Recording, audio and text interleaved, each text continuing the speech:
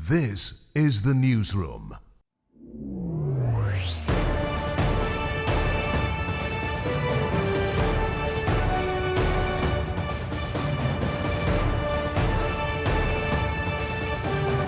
This is the Newsroom for today, Thursday, January 9th, 2025. We are broadcasting to you on E1, SKAR TV, NTN, and TARZEE TV in Bartica.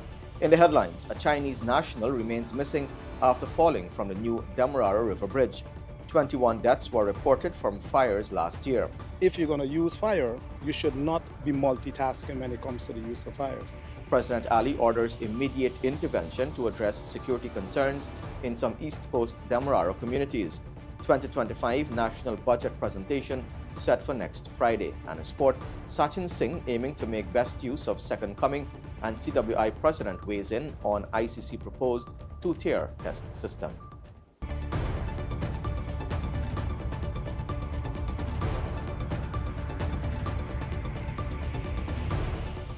With the news, I am Avinash Ramzan. Thanks for joining us. We start off by telling you that a Chinese national reportedly fell into the Demerara River during rigging and offloading operations on the new Demerara River Bridge.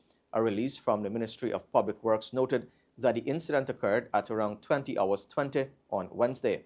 Up to Thursday afternoon, the man remained missing. The worker was carried by the swift current downstream. Immediate search and rescue operations were initiated by the company's emergency response team with assistance from the Coast Guard and police units on the night patrol in the area, the release noted. The release noted that the search will continue until the worker is found. Meanwhile, the contractor, China Railway Construction Corporation Limited, is fully cooperating with local authorities, and an investigation has been launched by the Occupational Health and Safety Department of the Ministry of Labour. And the Minister of Home Affairs, Robson Ben, visited the new Demerara River Bridge project to oversee the ongoing search operations and engage with the teams involved. In 2024, 21 deaths were recorded from fires, while in 2023, there were 46 recorded deaths. This represents a significant 54% reduction in fatal fires. The fire chief, Gregory Wickham, speaking to the Newsroom, noted that some of the tragedies involved persons trapped in buildings, while others were maliciously set. Despite a 54% reduction in fatal fires last year, Fire Chief Gregory Wickham continues to urge citizens to prioritize fire safety. Some of them, the persons were trapped in the entire building because of the fire. And the year before, we would have had the fire up in Madja that led to a number of persons. And of course, we know all the children that perished in those fires. But apart from that, some of the causes are being directly maliciously related, and some because of some misuse of some electrical or cooking appliance that the residents would have used in their home. Yeah. The fire chief emphasized the importance of first aid firefighting tools, such as sprinklers, smoke detectors, and extinguishers. And if you're going to use fire, you should not be multitasking when it comes to the use of fires. For example, some people would want to cook and wash at the same time. Once you're leaving the fire unattended, that led to the destruction of life and even property. Persons who want to get rid of their waste, we are advising that you do so under the watchful eyes or with the approval of the Guyana Fire Service, and then you pay attention. You don't just light the fire and leave it unprotected or on watch. So you need to pay attention to what's going on in our environment. In 2024, the Newsroom reported that 7 children died in house fires. The most recent was on December 30th, 2024, where 3-year-old Amani Abrahams perished in a house fire at Cooper Street in Alboistong. On November 16th, 11-month-old Melvina Angel her family's home at Cummins Park in Georgetown. On July 5th, 4-year-old Junior Anderson died in a house fire in Seafield, Sophia, Georgetown. The fire was reportedly caused by children playing with matches. Meanwhile, on November 12th, Hemwati Singh, a 34-year-old housewife, and 4 of her 5 children died in a fire at number 64 Village, Quarantine.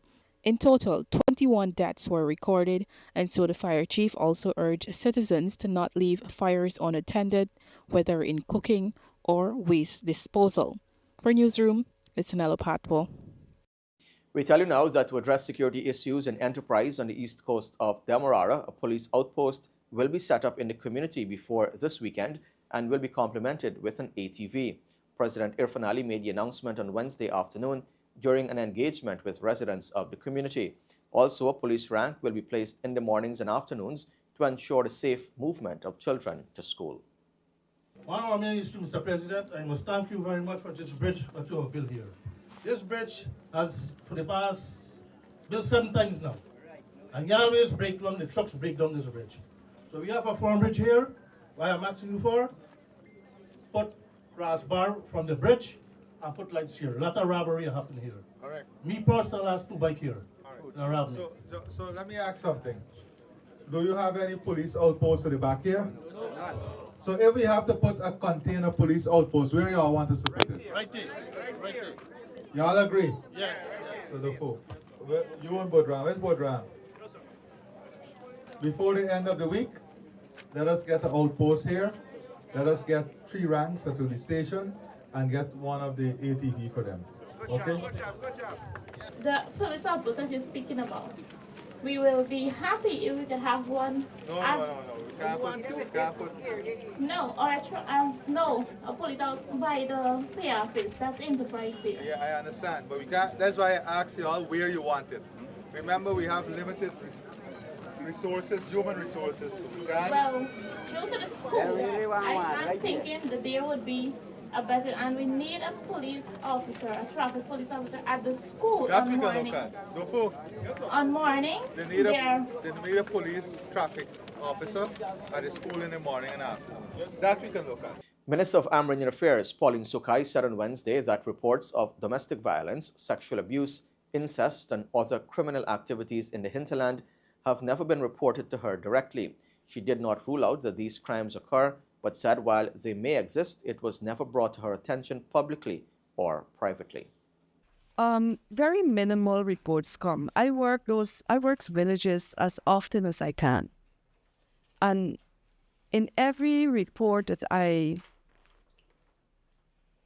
conclude a visit, domestic violence, sexual abuse, incest, and criminal activities have not been reported. And I'm there as a minister myself.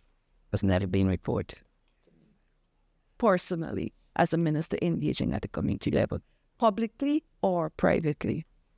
I go to almost all the communities, hold public meeting in various public places, which may dissuade people from speaking publicly about matters of such nature.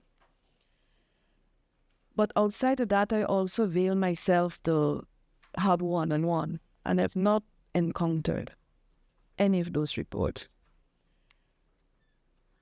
I'm not saying doesn't exist, but I've not encountered those reports. Maybe they don't feel that I'm the right location for the issue, because, they have social services and social security who deals a lot with abuse and domestic violence and rape and so on.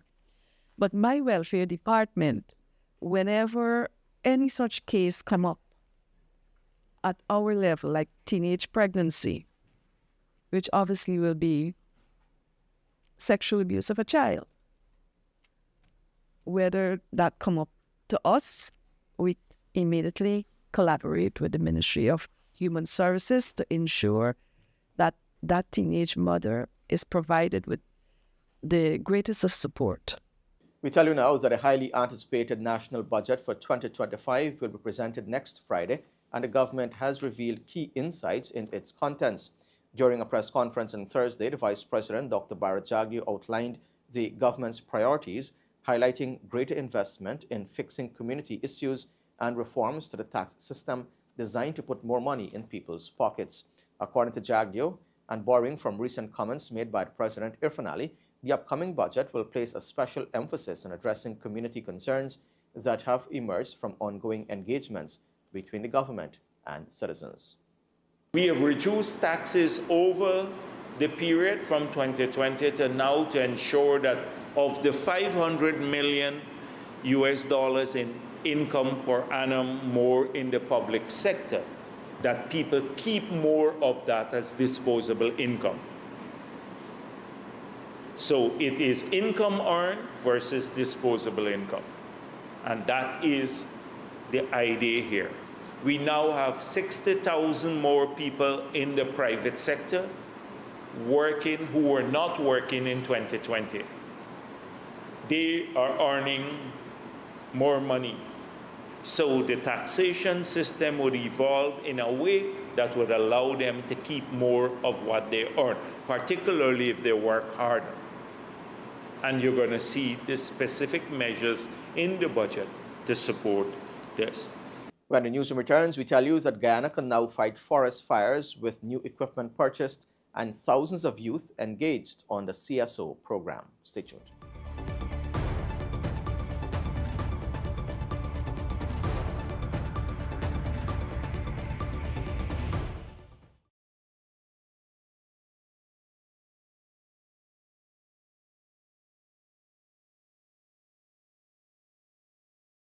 Let's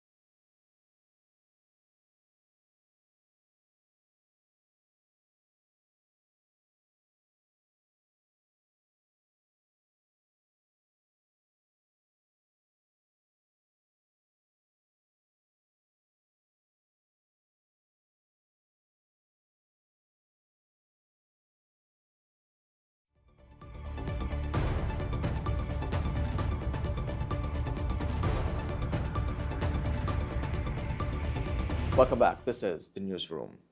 Vice President Dr. Bharat Jagdeo has assured that ruling People's Progressive Party Civic is committed to ensuring a peaceful and stable environment in the lead-up to Guyana's upcoming elections later this year.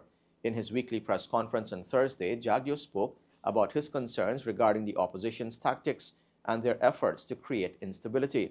As General Secretary of the party, Jagdeo met with the Private Sector Commission and its affiliates on Wednesday to discuss the state of preparations for the elections.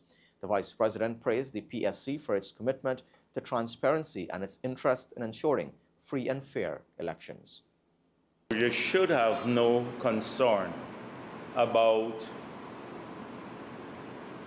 the PPP stoking any instability or any violence surrounding the elections. We have a track record that will show that in our entire history that we have always supported free and fair elections, and we've been a calming influence on people, even in periods when they're being tested and their patience tried, that we've always stood for peace, stability, respect for the dignity of our people, and we've fought against violence perpetrated by the opposition. I assured them that the government, although I was speaking as General Secretary, that the government is going to address the question of security robustly to ensure that the people of this country, they can exercise their constitutional right to select a government freely and fairly in a manner that will not lead them to be intimidated or causing violence to suppress their votes. Now, Guyana has bolstered its capacity to combat forest and bushfires by acquiring helicopter helibuckets. President Dr. Irfan Ali revealed this on Wednesday at a Guyana Fire Service event in Georgetown. President Ali recalled a prolonged dry season last year when Guyana sought assistance from Brazil to combat forest fires. He revealed it was Brazil's capabilities that inspired the integration of We have acquired with the Guyana Defense, the Guyana Defense Force, now forgot the technical name, the telebuckets for the chopper. So we have the capacity. We have already trained to fight bushfires and forest fires with the buckets. We have the buckets to be attached that can go to the rivers, dip the water. They're also going to conduct training in case we have major fires within the city or in other urban settings. So they're equipped now and they're fully trained, and we have that capacity and capability. I think it's the first such capacity and capability in the region. I understand that from January to April last year, Guyana Fire Service responded to 1,285 fires. So fires are a reality, whether we're talking about the economic growth and all the new buildings, or whether we're talking about wildfires, or whether we're talking one of the wonderful things I love about Georgetown or about Guyana is its wooden properties. Aren't they stunning? But they are a fire risk. So I think it's excellent that investment is being made in the fire service.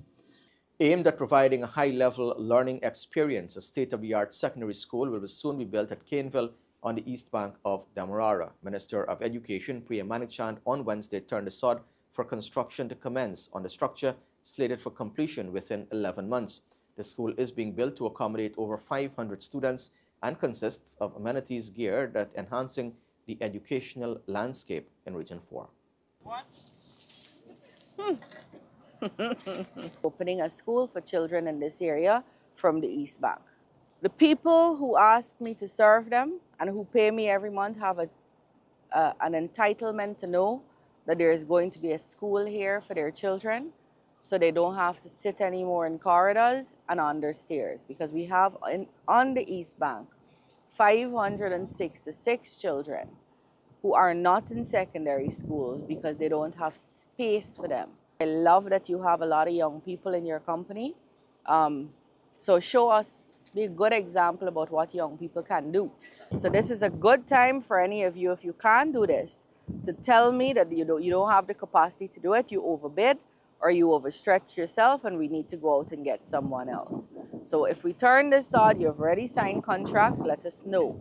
Now, one of the biggest programs under the Ministry of Amerindian Affairs budget remained the Community Service Officers CSOs program, which engaged some 2,759 youths for 2024. The government, through the ministry, has been investing billions of dollars in developing indigenous communities across the country, and over the last 4 years, $4.2 billion was channeled into the CSO program. Minister Pauline Sukai provided an update on Wednesday at a press conference. One of the biggest program under our budget too in 2024 remain the CSO project, the CSO program. That program engages almost 2,759 youths between the age of 16 to 35 years old. This is a big chunk of young people when you bring them together. When you look at it per village, it's between 10 to 15 per village. Smaller village will have smaller amounts, but when you average it out, it will be around 10 to 15. Basically, within that range, most villages will have about 10 to 15 CSOs. The investment is a 1.3 billion in young people. And the investment is not only about reimbursing them for their engagement and their contribution to community development as they're attached to the village council, but it's an investment in Amerindian human capital. When the newsroom returns, the financial, weather, and bridge reports along with sport. Stay tuned.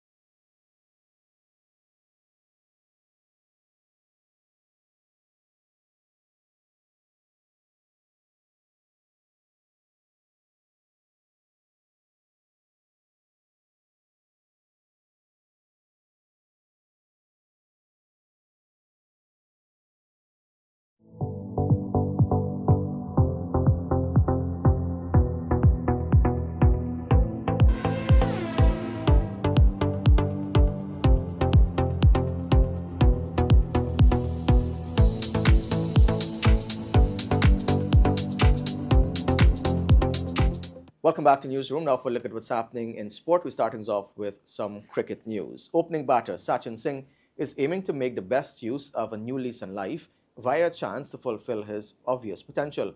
The former West Indies under-16 left-hander was seen by many as having the potential to reach higher heights, but those ambitions did not come to fruition. Still, at 23, Singh has numerous opportunities, and with a Guyana Harpy Eagles contract, he hopes that his hard work on fitness especially will bear fruit. He's eyeing a chance in the first match of the regional four-day season, as some first-choice players will be unavailable due to West Indies duties. Ahead of the first practice match for the Eagles, Singh spoke to Newsroom's Akim Green. Sachin, I know you've been in and around the senior setup for quite a while, but you've got a contract. Maybe this season could be your breakout season. How has preparation been as you wrap your mind as a potential, first-class debut sometime this season? Yeah, I mean, I've been around the system for a while. It's my first time being in the contract system for the senior team. So I've been really enjoying it. I'm putting in a lot of work. So hopefully things go well this year and I'll be able to make my first class debut. You talk about work. Tell me the work that you have been putting in and also shed some light on the big aspect, fitness as well. Well, I've been doing a lot of work with our new trainer, Mr. Moore. He's been working with us a lot, even during the off seasons, enough gym sessions, what's not. He's always been there for us. So yeah, and it's been really improvement. The last year test I had passed, I actually run my first 40. So there's a lot of improvement for me. Look, how much is there a hunger there and also probably a bit of disappointment as well? You know, you would have come through the ranks, West Indies on the 16, but it took some while till you kick on. So I just want to get from you how much hunger you have to go on further. Yeah, it's been a lot of hunger since under 19. You know, I haven't been around the senior setup since then. So coming back now into the contract system now after about 5 years since under 19, was much there. I wanted to play for Guyana, so this is the time now. So that's why I've been really working hard.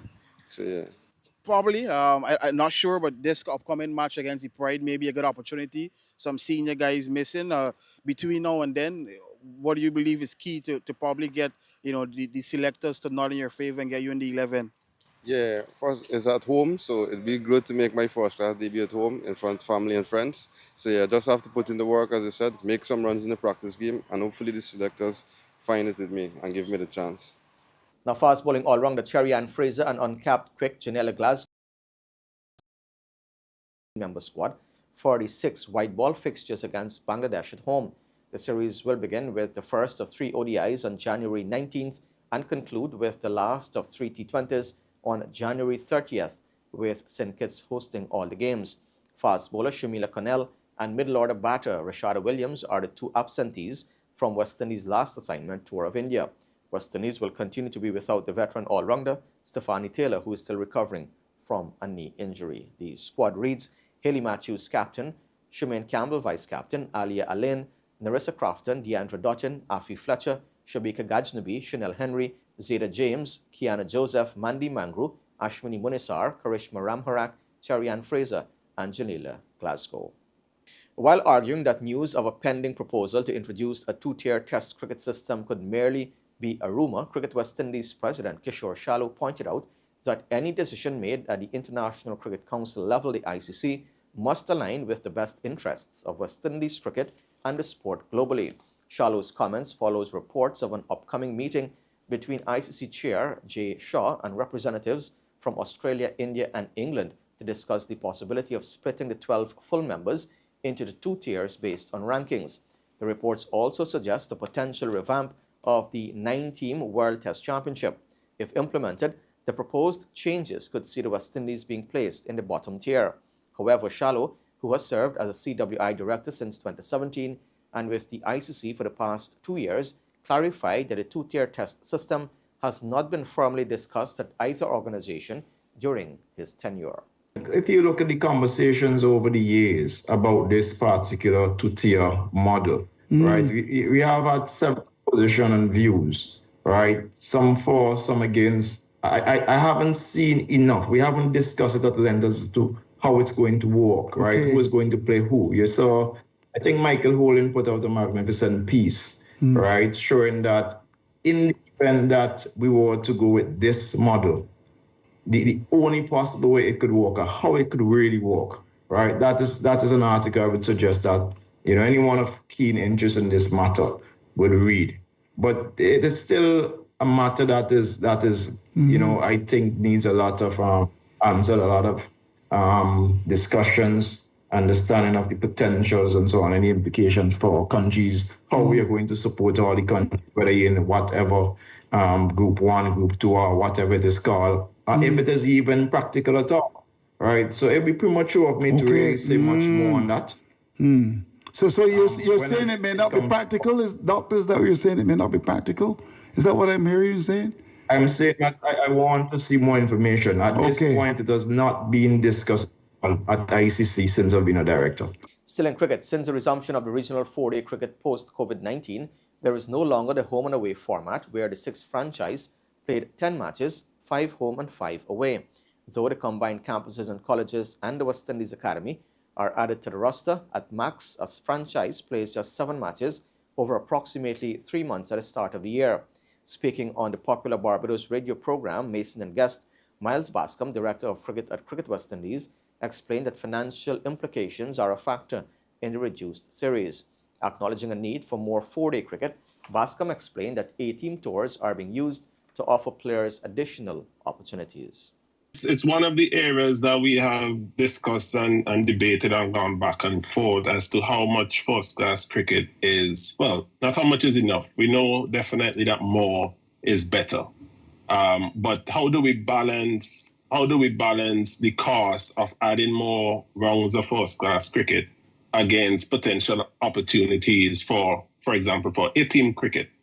So one of the things that we have recognized is that even when we have commendable first-class performances, that does not always translate into, players being ready for international cricket. So we know that A-team space, is very important to really test our players against, international quality players from other nations.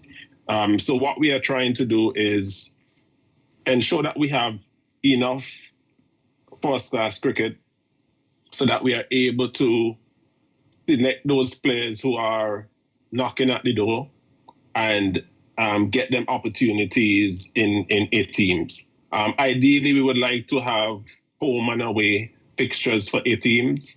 It is not always practical given the schedule. We definitely have a home series against South Africa that was deferred from last year. So that is usually the balance that we try to strike, ensuring that we have enough first-class cricket so that we can trust the quality of the performance over a season, and then we have those A-team opportunities. The academy will also have would also have a bilateral series against other nations as well. And so we are looking for those opportunities where we can get that next batch of players just below the guys in the test team, those opportunities to play against quality opposition. Now, the former captain Steve Smith will lead Australia in the upcoming 3-match test series against Sri Lanka, as Pat Cummins will be on paternity leave. Smith, 35, previously served a 2-year ban from captaincy following his involvement in the 2018 ball tampering scandal. Cummins is missing the series for the birth of his second child, and seamer Josh Hazelwood is also left out as he recovers from a calf injury. Spinner Cooper Connolly earns his first test call-up, while Nathan McSweeney, who opened in the first 3 tests against India, retains his place, as well as 19-year-old Sam Constas. Connolly has played 2 one-day internationals and also 2 T20s for Australia, and is yet to take a wicket in either format. He joins Nathan Lyon, Matt Connerman, and Todd Murphy in the spin attack, while Mitchell Starc, Scott Boland, and Sean Abbott are the frontline seamers. All-rounder Mitch Marsh has been omitted after a poor series against India, while Bo Webster, who replaced him in the final test against India at Sydney, keeps his spot. The first test takes place on January 29th in Galle. And finally, the Guyana Football Federation, the GFF, is pleased to announce the 2025-2026 mid-season transfer window officially opened on January 1st, 2025, and will close at midnight on January 31st, 2025. The GFF has advised all clubs, regional associations, and transfer matching system users to review FIFA's regulations on its status and transfer of players to ensure compliance with the relevant guidelines. The Federation also reminded clubs and associations of the procedural requirements for domestic player transfers, noting that it must include involvement from the player's former club, the relevant regional associations, and the new club. Transfers involving elite league clubs, that should be, require direct consent from the GFF. Furthermore, any disputes or delays during the process can be escalated to the relevant regional association or the GFF for resolution. And with that, we've come to the end of the news for this evening. Of course, you can find updates on these and other stories on our website, newsroom.gy, and all social media platforms. On behalf of the entire news team, I'm Avinash Ramzan. Thanks for watching. Be safe. See you next time.